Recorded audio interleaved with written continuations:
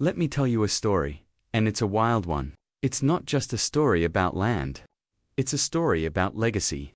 It's about the quiet strength passed down through generations of dirt, sweat, and an unbreakable bond with a piece of the earth. It's about a power-drunk HOA president who crowned herself queen of a kingdom she didn't own. A woman who mistook my silence for simplicity and my solitude for weakness. And most importantly, it's about the beautiful, simple, and utterly undeniable power of gravity and foresight. This story is a testament to the fact that true power isn't always loud. Sometimes, the quietest man in the room isn't just listening. He's holding the one key that can change everything. The dam's warning sirens shrieked across the valley that day, a sound no one had heard for 50 years. It was a ghost from an industrial past, a mechanical scream echoing off the granite hillsides, waking everyone from their arrogant slumber. Down below, nestled on the shores of my lake, sat 247 brand new, illegally built vacation cabins, gleaming under the afternoon sun like a row of cheap, plastic toys left in a bathtub. Through the heavy German optics of my grandfather's binoculars, the ones he'd used to survey the very land now under siege, I watched the chaos erupt in hiding. I saw the HOA president, Karen Lassane, woman who'd just threatened to have me arrested for trespassing on my own land, screaming into her phone. Her face, usually a mask of smug, Botoxed superiority, was a contorted, blotchy mess of pure, impotent rage. It was a beautiful, terrible, and deeply satisfying sight. She, and the slick developer she was in bed with, thought they had all the power. They were backed by a sheaf of fraudulent papers, a corrupt county official bought for a song, and an ocean of bottomless, breathtaking arrogance. They saw a quiet valley, and assumed it was empty. They saw an old dam, and thought it was a useless relic. They were wrong on every count. They forgot to ask the one question that truly mattered in a place like this, a question that predates any deed or permit: who controls the water? Spoiler alert, I do.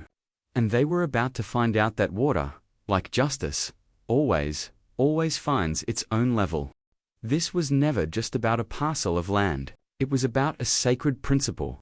It was about a solemn promise I made to my grandfather on this very ground.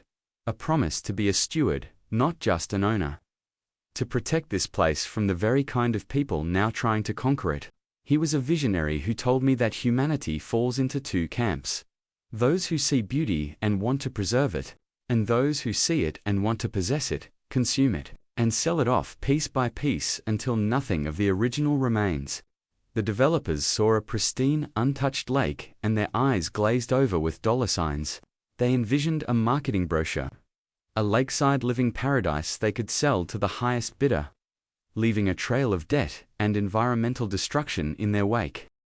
They saw a quiet man who kept to himself, who drove a 20-year-old truck and valued a simple, uncluttered life, and they saw a pushover, a backwoods relic they could icily steamroll with a bit of legal-sounding jargon and brute-force bureaucracy. They looked at my calloused hands and worn-out work boots, and saw a man they could cheat. A man who wouldn't have the resources or the will to fight back. It was the most profound, catastrophic miscalculation of their lives. They measured my worth in dollars and cents, and it was a fatal error. They started a war over a piece of paper, a forged and fraudulent permit they thought gave them the right to march in and conquer my world. They believed their flimsy document, born of lies and bribery, was the ultimate weapon. They just never bothered to read the other piece of paper, the one my grandfather left me, bound in worn leather and sealed with a blood oath promise. Their paper was a lie. Mine was the truth, written in unbreakable legal code and reinforced with concrete and steel, and the truth was about to wash them all away. Think about where you're watching this from right now. Are you in a cubicle, a high-rise apartment, your own home? Have you ever felt that knot in your stomach, that sense of powerlessness against a person, a corporation, or a faceless system that just decided the rules didn't apply to them? Have you ever had to deal with someone who believed their desires, their aesthetics, their sheer will, outweighed your fundamental rights? Let me know in the comments. Because you're about to watch these entitled HOA tyrants and their greedy partners get a very public, very wet, and very expensive lesson in consequences. This isn't just a story about revenge. It's a story about restoration. It's for anyone who's ever been underestimated, pushed around, or told to just back down because fighting is too hard. And if you've ever had a run-in with a power-hungry board that thinks their little community bylaws are the law of the land, you're going to want to see how this plays out. They thought they were building a paradise, but they built it on a floodplain of their own making, on a foundation of lies and arrogance. Stick around, because the dam is about to break, in every sense of the word. To understand the magnitude of what happened, you have to understand the valley itself. It's not a piece of property. It's a living, breathing member of my family. My family has owned this land for over a century, not through the ritzy, new money kind of ownership you see in glossy magazines, but through the hard scrabble, dirt hunter, generational kind where every fence post was dug by hand and every acre is soaked in memory and meaning.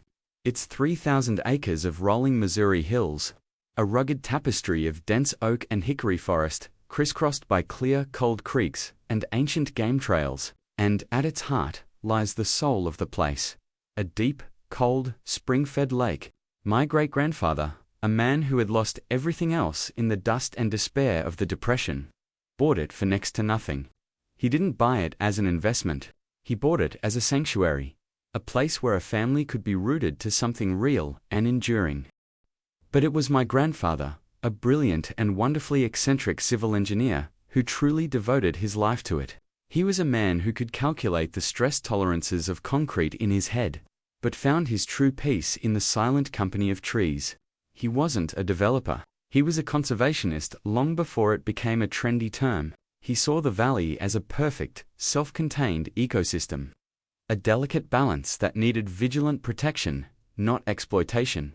In the 1950s, using his own patented designs for reinforced concrete and his life's savings from a career spent building bridges and infrastructure for others, he built the dam. He called it, with a quiet smile, his final, greatest project. It wasn't built to generate power or to create some recreational water sports paradise. It was a massive, deliberate, ecological project, a way to control the very lifeblood of the valley. The dam created what our family has always called Grandfather's Lake, a 500-acre body of water that stabilized the local water table, turning marginal flood-prone land into a lush sanctuary for migrating waterfowl, bald eagles, fox, and deer. It was a feat of engineering, a monument of ridiculously over-engineered concrete and steel he proudly claimed was built to outlast the pyramids. He used twice the rebar required by any code and poured concrete so dense it was practically granite. And deep within its concrete heart, locked away from the world, he built a failsafe, a reset button for his grand experiment. The day he showed it to me is burned into my memory. I was 21, a week out of college, my head full of abstract ideas about the future. He walked me out to the dam's control house, a solid concrete bunker built right into the granite of the hillside, looking like a wartime relic. Inside, it was a cathedral to his craft, cool, silent, smelling of stone, old machinery, and the faint sharp tang of ozone from the antique electrical panels. He handed me a heavy ornate brass key, its head shaped like a bald eagle. "This isn't just a key to a building," he told me, his voice gravelly and serious, his clear blue eyes locking onto mine with an intensity I can still feel. "This is the key to the valley's soul. It's the key to the reset button. Remember, boy, real power isn't about owning things. It's about being responsible for them. Don't you ever forget that." Then he showed me the document. It wasn't a simple deed. It was a thick, heavy leather-bound portfolio containing the certificate of operation and riparian deed, and attached to it was his life's work, the Ecological Covenant. This covenant was his legal masterpiece, an ironclad fortress he'd spent a decade and a small fortune drafting with the best water rights lawyers in the country. It was filed with the state and triple recorded with the county. The language was dense, technical, and utterly unforgiving. A labyrinth of legal clauses and engineering specifications designed to be impenetrable to the uninitiated, but its core principle was brutally simple. The owner of the dam kneels, not just a landowner, but a designated steward. The covenant granted me unparalleled authority over the lake and its outflow, authority that explicitly superseded standard property rights. But this power came with a profound and heavy responsibility. If the ecological balance of the valley was ever gravely and irreparably threatened by unauthorized, large-scale, man-made development within the defined watershed, the steward had not just the right, but the legal duty to restore the valley's original natural floodplain. In simple, terrifying terms, if someone came in and tried to pave over this paradise for profit, I was legally and contractually obligated to wash them away. It was a poison pill, a legal landmine hidden in plain sight. "They'll come, son," he warned me, his hand resting on my shoulder like a benediction. "They'll come with lawyers in slick suits, surveyors with their transits, and bulldozers that can tear a mountain down. They'll have slick permits and they'll smile and tell you the law is on their side. They'll smile to your face while they're stealing the ground from under your feet, but they'll never, ever expect the law to be on the side of the water itself." For 30 years after he passed, that day never came. I lived a quiet, peaceful life, managing the timber, meticulously maintaining the dam's machinery as he had taught me, and enjoying the profound solitude he had gifted me. The valley was silent, save for the wind in the pines and the cry of the hawks. It was a peace I cherished, a peace I foolishly began to take for granted, and that peace was shattered by a single, crisp white envelope in my mailbox. It started, as it so often does these days, with the distant rumble of construction. On the far side of the ridge that bordered my property, a developer carved out a high, gated community of McMansions called the Estates at Serenity Ridge. From my porch, it was just a distant line of identical beige roofs, interrupting the tree line, a sterile, geometric intrusion on the organic horizon. It wasn't my land, and as long as they kept to their side of the fence, I adhered to the old code of the country. It wasn't my business. I watched their progress with a detached anthropological curiosity, noting the cookie-cutter designs and the complete disregard for the natural lay of the land. It was the absolute antithesis of my grandfather's philosophy of building with nature. Not on top of it, then the envelope arrived. It was from the newly formed Serenity Ridge Homeowners Association. The letter inside, printed on expensive, creamy letterhead, was a masterclass in smiling, passive-aggressive hostility. It was a welcome to the neighborhood letter that felt more like a summons from a feudal lord, a condescending pat on the head from a self-appointed ruling class. It cheerfully informed me of their covenants, conditions, and restrictions, a hilariously detailed list of rules governing everything from approved mailbox colors, beige, taupe, or forest green, to the maximum allowable height of lawn grass, 3 inches, precisely and strict, calendar-driven timelines for putting up and taking down holiday decorations. I remember actually chucking it onto the kitchen table, laughing at the sheer absurdity of it all, wondering who on earth had the time, or the tyrannical inclination to police their neighbor's grass length. The final paragraph was the venom, hidden in the honey. The casual assertion of dominance masquerading as polite neighborly conversation. "We are so excited to begin integrating with the beautiful local amenities," it read. "We have scheduled a community-wide lakeside welcome picnic for next month and will be clearing a small access path and beach area for resident convenience. Our landscaping team will begin work next Tuesday. We look forward to your cooperation." Did you catch that? They weren't asking. They were informing me. They had already scheduled their landscapers to cut a trail across my land, a registered ecological preserve, to hold a party on the shore of my private lake. The audacity was so stunning it was almost impressive. They had assumed my compliance was a mere formality, that my ownership was subordinate to their desire for a picnic spot. I'm not a confrontational man. My grandfather taught me that the loudest man in the argument is usually the one who's wrong, and that a calm, firm statement of fact is more powerful than 1,000 shouted threats. So, I took a pen and wrote a simple, courteous, but unequivocal letter back. I introduced myself as the sole owner and steward of the 3,000-acre parcel. I explained, clearly, that the property was a private ecological preserve under a specific and legally binding covenant, not a public park, and that access wasn't possible due to the sensitive nature of the land and the legal obligations I was under to protect it. I included a printed, clearly marked map of my property lines for their reference. I wished them well with their new community and sent it off, naively believing that a clear, polite statement of fact would be the end of it. It was just the beginning.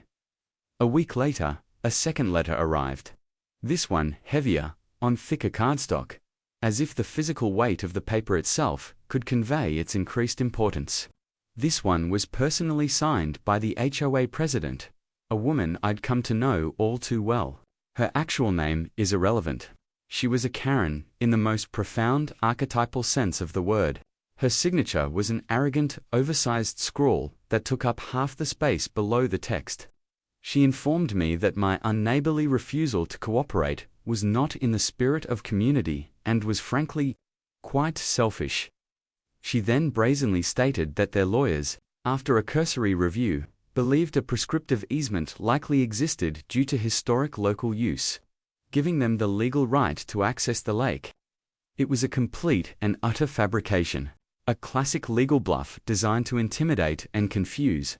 Someone they assumed was an uneducated rube who wouldn't know a prescriptive easement from a prescription medication. She finished by saying they would be proceeding with their community path, and that any interference on my part would be dealt with by the proper authorities. This was no longer a misunderstanding. This was a declaration of war. They were testing the fences, pushing to see if the quiet man in the valley had any fight in him. The time for polite letters was over. I went to my safe, pulled out my grandfather's heavy leather portfolio with the eagle emblem embossed on the front, drove the 40 minutes into town, and had the entire thing deed, covenant, maps, and all professionally digitized and copied onto high-resolution, legal-sized prints. I sent one full copy via certified mail to the HOA's registered address, with a new cover letter that was significantly less polite. It reiterated that the entire valley basin was private property, that no such easement existed or ever had, and that any entry would be considered criminal trespassing under state law, and would be prosecuted as such. That weekend, I spent 2 days posting new, larger, professionally printed, no trespassing, private ecological preserve. Violators will be prosecuted signs along every foot of my boundary line. The kind that cite the specific state statute in bold, red letters. For a few weeks, all was quiet. The only sound was the wind and the distant fading memory of their arrogance. I foolishly allowed myself to believe that a show of legal preparedness and clear boundaries had worked. But I had only been dealing with the advance scouts. The main army, armed with bulldozers, bad faith, and outright criminal fraud, was already on the march. The quiet lasted just under a month. Then the real offensive began, a campaign of what I can only describe as paper terrorism. It started with a piece of laminated cardstock, attached to my front gate with a heavy-duty zip tie, a $100 fine from the Serenity Ridge HOA for an unapproved structure, my gate, on my private road, on my land, miles from their precious beige kingdom. They were fining me, an HOA I didn't belong to, had never heard of before their first letter, and wanted nothing to do with, was levying fines against my property. The sheer, unmitigated gall was almost comical. I took a photo of it for my records, snipped the zip tie, and tossed it in the trash can where it belonged. A week later, another fine arrived in the mail. This time for $200. With a new charge added, failure to comply with community aesthetic standards, apparently referring to my perfectly functional, slightly rusted mailbox. It was a deliberate, calculated campaign, a war of 1,000 paper cuts designed to harass, annoy, and financially bleed me into submission, to make me so sick and tired of dealing with their nonsense that I'd just give them their damn picnic path. Then things took a much darker, more sinister turn. One morning, I heard the telltale electronic beeping of a reversing vehicle and saw a surveyor's white pickup parked on the old logging road that marked the edge of my property. A cold dread trickled down my spine. I drove my truck out there and confronted the 2 men who were setting up their equipment. They were evasive, shuffling their feet and refusing to make eye contact. just mumbling that they were hired to plat out some lots, and were told all the permits were in order. They kept pointing to their clipboards as if the paperwork were a holy text that absolved them of all critical thought. And that's when I saw it. The garish, glossy sign they'd just hammered into the ground at the entrance to the road, coming soon. The cabins at Serenity Lake, an exclusive lakeside vacation community by Serenity Developments. My blood didn't just run cold, it froze solid in my veins. This wasn't about a picnic path anymore. This wasn't about mailbox aesthetics. They were planning to build on and sell my lake. They weren't just trespassing. They were attempting to steal my land in broad daylight, using a surveyor's transit and a fraudulent sign as their weapons. I didn't wait. I immediately drove the 40 minutes to the county planning and zoning office. A knot of cold, hard dread tightening in my stomach. I approached the counter, gave the clerk my name and parcel number, and asked, my voice tighter than I wanted it to be, if any permits or applications had been filed against my land.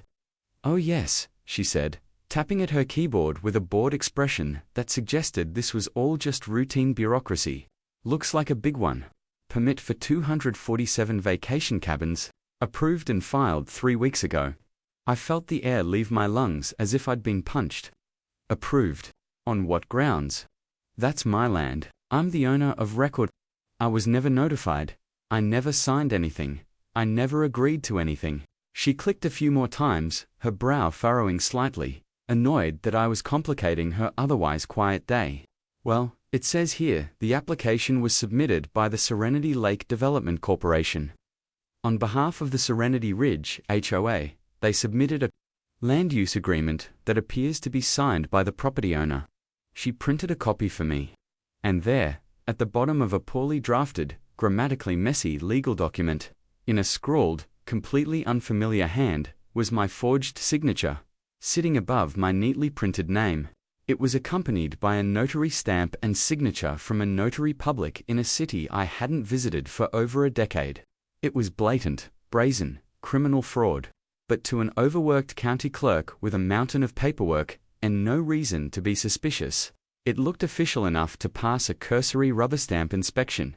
They had created a completely fictitious legal reality. A house of cards built on a foundation of lies. And they had convinced the system to legitimize it. This is the moment I knew I was in a fight for my life, for my legacy. I hired Ben Carter, the meanest, sharpest, and most expensive property law specialist in the state.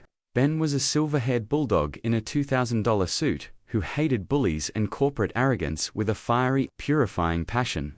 His eyes lit up with a predatory, almost joyful gleam when I laid out the story and placed the forged document on his vast, polished mahogany desk.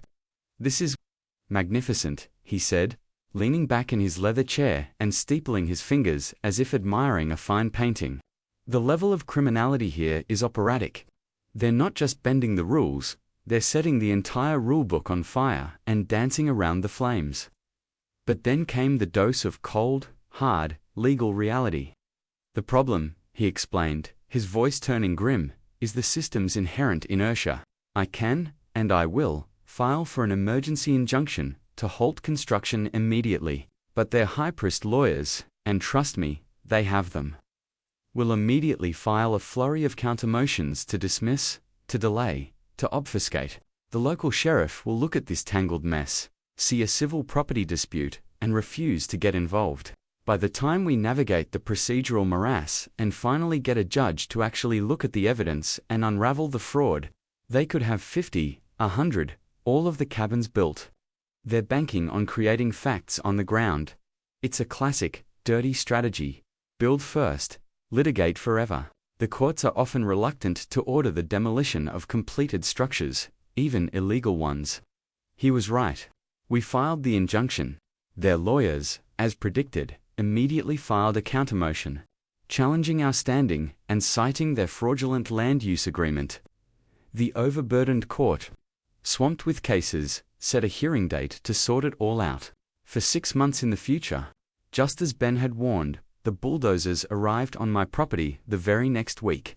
It was a sickening, heartbreaking spectacle. They tore a massive 30-foot wide access road right down to the pristine lake shore, ripping up 100-year-old oaks by their roots and leaving a raw, bleeding scar of red clay on the land I'd spent my life protecting. The sound of chainsaws and diesel engines replaced the sound of the wind. I documented everything. Every single day, I was out there with a higher resolution camera, a telephoto lens, and a detailed notebook. I filmed the dump trucks, the construction crews, the license plates. I became a ghost at their feast, a silent witness to the crime. The HOA, emboldened by their apparent success, escalated their harassment. They started a security patrol in a brand new golf cart. A couple of retired busybodies, armed with nothing but self-righteousness and cell phones, would drive to the edge of my property, film me documenting their destruction, and shout that I was violating their community safety rules by being present on my own land. The cognitive dissonance was staggering. The stress was immense, a constant grinding pressure. I was watching my family's legacy, my grandfather's sanctuary, get systematically buried under truckloads of gravel, cheap concrete, and arrogant lies. Ben was fighting valiantly in the courts, filing motion after motion, making angry phone calls. But the legal labyrinth was slow, expensive, and deeply frustrating. I was starting to feel the weight of despair. Then, late one afternoon, he called. His voice was different. It was absolutely electric, with an energy I hadn't heard before, a kind of vindicated awe. "Ben," I said, my voice heavy with exhaustion. "Please, for the love of God, tell me something good. I just came back from the ridge. I counted 50 concrete foundations poured along the shoreline. They're moving fast." "Forget the foundations," he said, his voice crackling through the phone. "I'm looking at your grandfather's ecological covenant again. I've been a property lawyer for 40 years, and I have never, ever seen anything like this. It's a work of goddamn legal genius. It's a masterpiece." "I know," I said, a little defensively. He told me it was important. Important. My friend, this isn't just a document. It's a loaded gun pointed directly at the heart of their entire operation. The language isn't just airtight, it's hermetically sealed. It explicitly gives you, as the steward, the mandate and the duty to restore the natural floodplain in the event of a catastrophic ecological disruption. And it defines that disruption, in precise, measurable terms, as large-scale, unapproved construction within the primary watershed. They are literally, by the letter of this document, that they never bothered to properly investigate, handing you the legal justification for a counterstrike on a silver platter. He paused for a moment, letting the weight of his words sink into my tired brain. "This changes the entire battlefield. You have another option. A final option. The one your grandfather engineered for you, not just in concrete, but in law." The construction finished in a record feverish 9 months. 247 identical, cheaply made cabins were crammed shoulder to shoulder along the now devastated shoreline, their decks jutting out over the water that didn't belong to them. The HOA held a massive, triumphant, grand opening party, complete with a tacky 20-foot wide vinyl banner that read, "Welcome to your lakeside paradise." The final personal straw came a week later. I was walking the ravaged boundary line, documenting the severe erosion and silt runoff poisoning the lake from their construction, when Karen, the HOA president, rolled up in her golf cart, a triumphant, permanent smirk plastered on her face. She was beaming, drunk on her apparent victory. She hopped out, holding a single piece of paper. "Well, hello there," she said, her voice dripping with condescension. "I see you're still lurking around. You need to accept that you've lost. This is our community now. It's progress. You can't fight it forever." "This is my land, Karen," I said, my voice dangerously quiet, "and you are trespassing." Again, she laughed, a sharp, ugly sound that cut through the birdsong. She thrust the paper at me. It was a homemade eviction notice, printed on the HOA's fancy letterhead, demanding I vacate my family's cabin within 30 days. Or my possessions would be removed and disposed of at my expense. An eviction notice. For my own home. On my own land. I looked at the ridiculous document, at her smug, victorious face. then past her at the 247 plastic siding cabins gleaming in the sun behind her. I looked at the devastated shoreline, the raw earth, the countless stumps of the ancient oaks my grandfather had taught me to identify by their bark, and in that moment, all the months of stress, the boiling anger, the profound grief, coalesced into a single, cold, diamond-hard point of absolute clarity. They had, by their own actions, fulfilled the precise terms of the covenant. They had become the grave and irreparable threat. The time for lawsuits was over. The time for stewardship had begun. I calmly folded the bogus notice and tucked it into my shirt pocket. "You know, Karen," I said, my voice perfectly even, almost conversational. My grandfather was a very forward-thinking man. I turned and started walking deliberately toward the overgrown path that led up to the dam's control house. He believed that sometimes, when man's arrogance becomes a poison, nature needs to be allowed to forcefully take back what was stolen from it. Her face went from smug confusion to dawning alarm as she processed my words. "What does that mean? What are you talking about? You can't, you wouldn't dare." I didn't answer.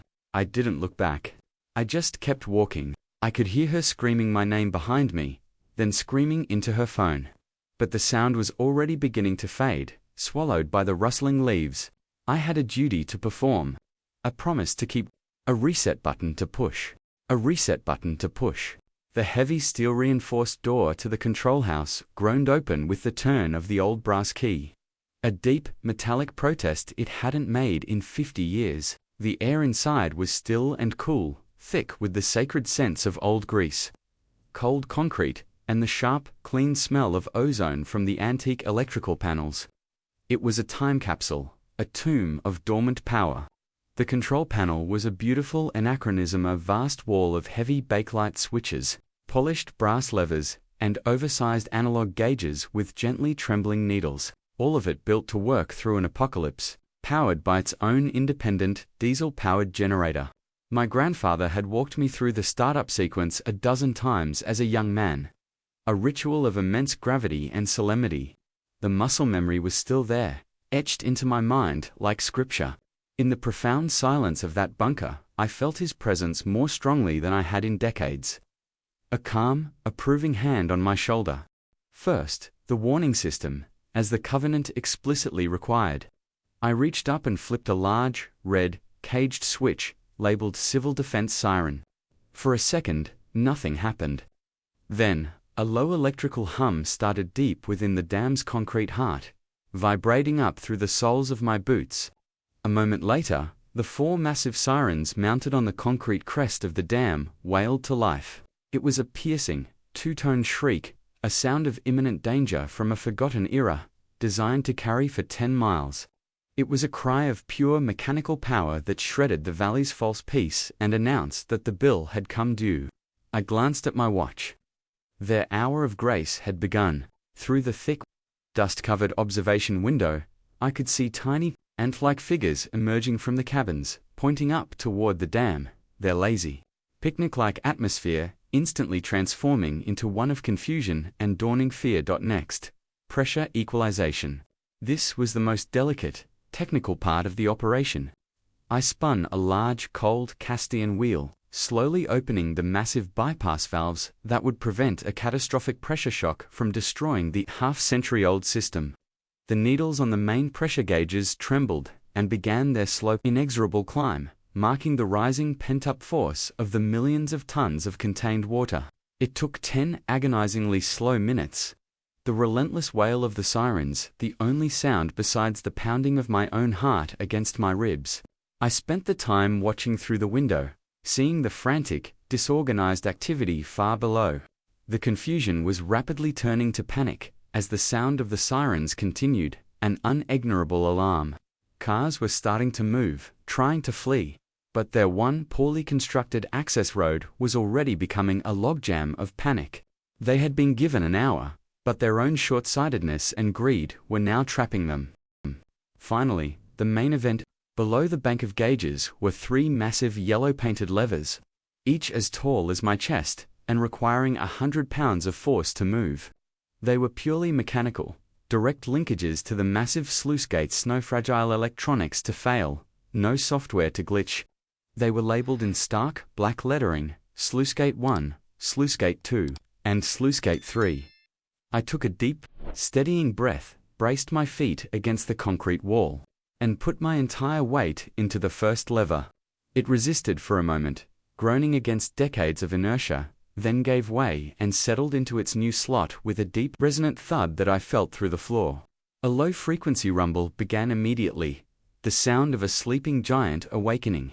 The sound of millions of gallons of water beginning to move through the deep, dark channels of the dam for the first time in my life. I walked to the second lever and pulled. The rumble grew into a deafening, roaring vibration. The whole bunker seemed to shake, and fine dust and chips of paint shook loose from the ceiling, dancing in the single beam of light from the high barred window. I pulled the third lever. The roar became a physical force, a tangible pressure in the air that pushed against my eardrums and compressed my chest. I walked back over to the thick-paned observation window that overlooked the base of the dam, my legs feeling unsteady from the vibration coursing through the structure. The sight was biblical. From the 3 spillway channels, colossal, cylindrical plumes of white water erupted with furious, unrestrained power, crashing down onto the rocks below with a force that sent a continuous shockwave through the air. The tranquil, trickling creek at the dam's base swelled instantly into a raging, churning, mud-brown river, a 10-foot-high wall of water moving with terrifying speed. Downstream, the effect was immediate and dramatic.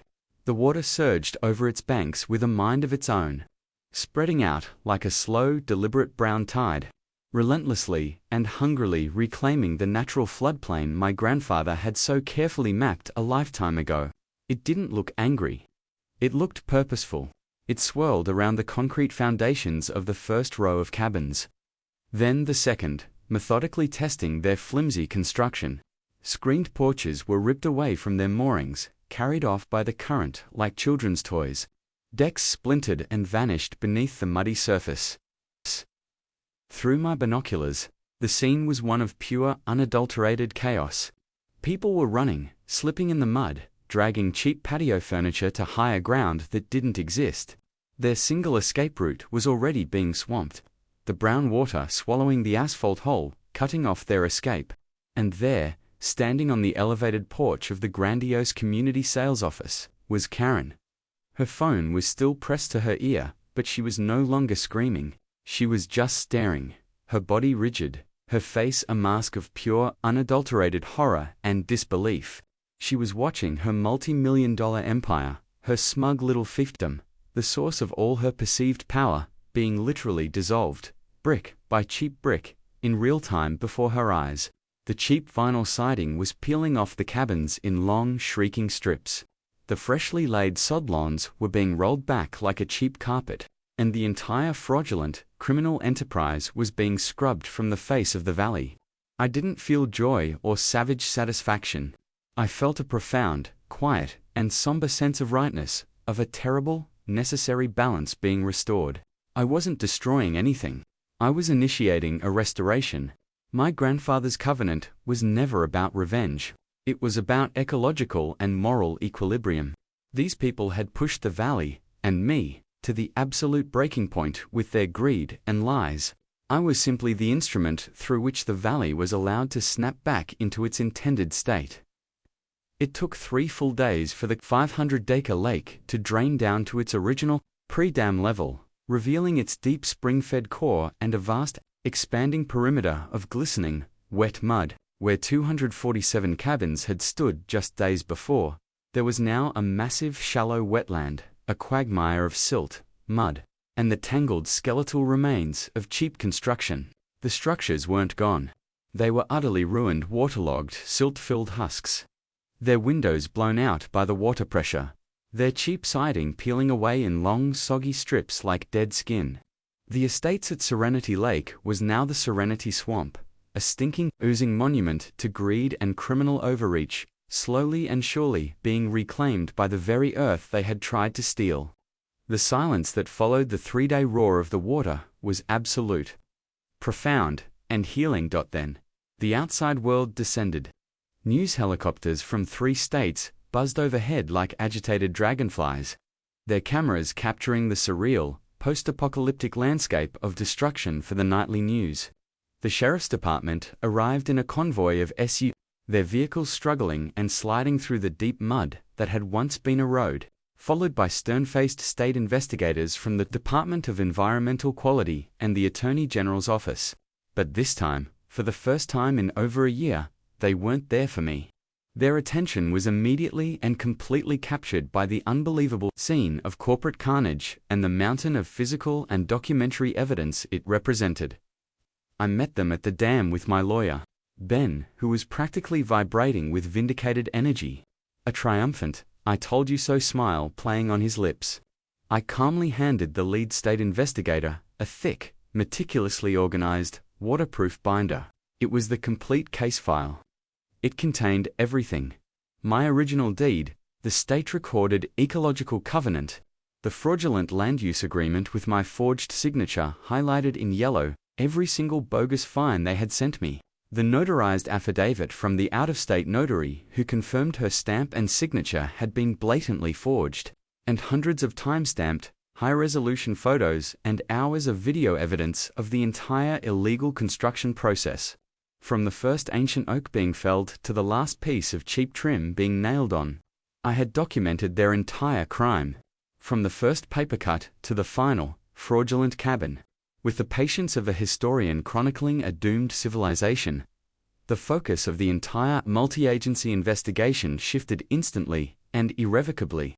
Ben Carter, the master strategist, expertly framed the narrative before anyone could even form a question. The story for the authorities and, later, the media, was no longer about a reclusive landowner who opened a dam. It was the story of one of the most audacious, brazen real estate and fraud cons in the state's history. The people who had put down deposits on the cabins, it was quickly revealed, were themselves victims of a massive Ponzi-style scheme. Sold property the developer never had the legal right to build on or sell.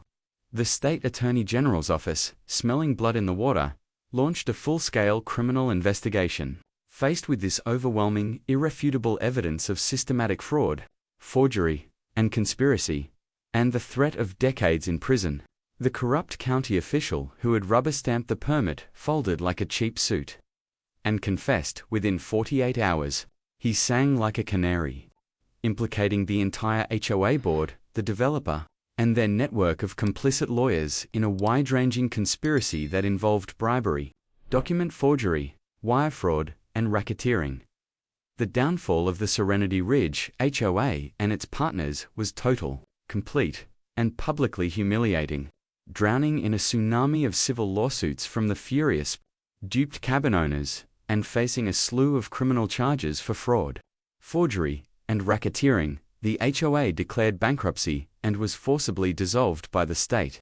Karen and 3 other board members, along with the slick developer, lost everything: their homes, their cars, their reputations. Their assets were seized and sold off in a desperate attempt to pay a tiny fraction of the millions in damages they had caused. The last I heard, she was facing a dozen felony counts. Her marriage had ended, and her own McMansion in the estates at Serenity Ridge was in foreclosure. Her own little paradise lost. As for me, I faced no criminal or civil charges. A state judge, after spending 2 days poring over the dense language of my grandfather's covenant, officially commended me in his written ruling for my unflinching adherence to a solemn and legally binding duty as property steward. My actions were deemed not only legally justified, but contractually obligated by the deed itself. Ben Carter called it the most beautiful, preordained legal checkmate he had ever witnessed in his 4-decade career. Today, 5 years later, the valley is more beautiful and vibrant than I have ever known it. The ruined, skeletal cabins were eventually declared a hazard and removed by the state. The cleanup funded by the assets seized from the developers. The area where they stood so arrogantly has fully reverted to a natural, thriving wetland, now teeming with great blue herons, industrious beavers, turtles, and deer who come to drink from the clean spring-fed pools. The lake is smaller, quieter, but it is the lake that nature, and my grandfather, always intended it to be. The ecosystem has recovered with a powerful resilience, healthier and more balanced than I've ever seen it. The scar on the land has healed, covered in green. The valley is whole again, its silence once more filled with the honest sounds of the wind and the water. They tried to steal my grandfather's legacy for a quick buck, fueled by bottomless arrogance and a belief that the rules were for other people. But in the end, he had the final say, from beyond the grave.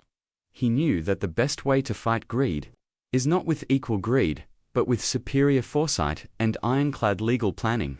He built a dam of concrete to hold back water, but he wrote a covenant of words to unleash a flood of pure, unassailable, and devastating justice. The fight for what's right is never easy. It can be exhausting, isolating, and at times, feel utterly hopeless. You question yourself, you lose sleep, you bear a weight that others can't see. But as this quiet, restored valley around me proves, it's always worth it in the end.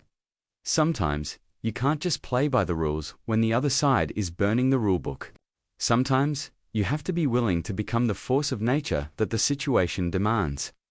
If you enjoyed watching this greedy HOA and their corrupt partners get washed away by the tide of their own arrogance, make sure to hit that subscribe button and ring the notification bell. The world is full of bullies, large and small, but it's also full of quiet, determined people who find the courage to stand up to them. Those are the stories I want to find and tell, and I have to ask. Let me know in the comments down below. What's the craziest, most infuriating HOA story you've ever heard or experienced yourself?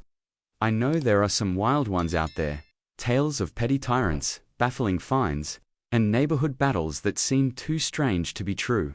Your story might just be the validation someone else needs to hear to stand their ground. Remember the lesson my grandfather taught me, a lesson written in water and law.